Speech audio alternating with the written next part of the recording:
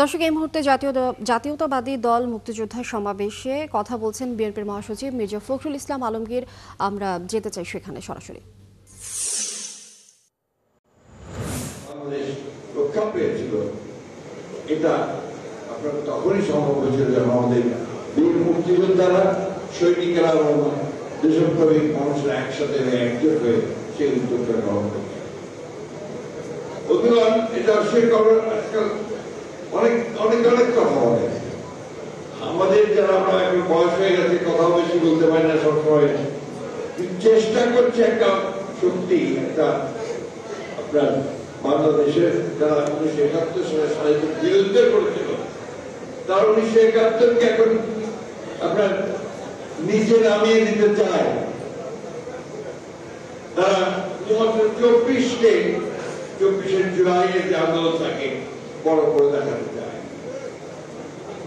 আমরা 1924-এর যে আন্দোলন, সেটা 15 বছর ধরে করেছি, এক দিন নয়।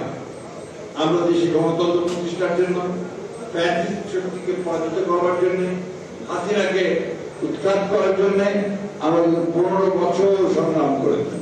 আমাদের মুক্তিযোদ্ধারা সংগ্রাম করেছে। আজকে যদি কেউ দাবি করেন যে এককভাবে তারা যে নির্যাতিত, আমরা সেটা মানতে রাজি নই। আমাদের 60 লক্ষ মানুষের বিরুদ্ধে মিথ্যা মামলা হয়েছে। আমাদের দেশের আমাদের প্রধান পার্টির প্রধান, এই দেশের সবচেয়ে জনপ্রিয় ব্যক্তিত্ব দেশনেত্রী বেগম খালেদা জিয়াকে 6 বছর কারাগারে থাকতে হয়েছে। সাজা হয়েছিল 10 বছর মিথ্যা মামলায়। আমাদের যত আপনার সিনিয়র নেতৃবৃন্দ আছেন বিএনপির, এমন একজন ব্যক্তি নাই, হাফিজ ভাই সহ সহ, যাদের এখানে শত শত মামলা ছিল না। আমাদের 440 জন মানুষের এই একটা অবস্থার মধ্যে আমরা যুদ্ধ করেছি, সংগ্রাম করেছি। আমাদের ইতিহাস ভাই সহ 1700 মানুষকে খুন করে দেওয়া হয়েছে, 20,000 মানুষকে খুন করা হয়েছে।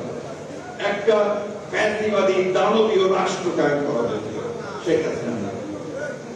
আমরা সেটা বিরুদ্ধে লড়াই করেছি।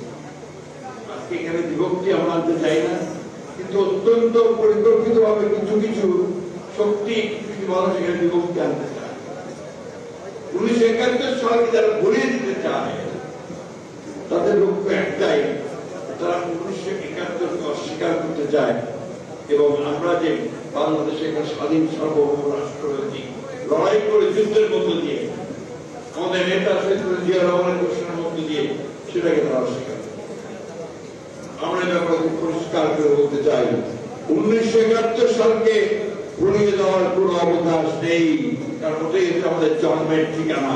এই দেশে, এই ভূখণ্ডে একটা স্বাধীন দেশ হিসেবে বহাল হবে।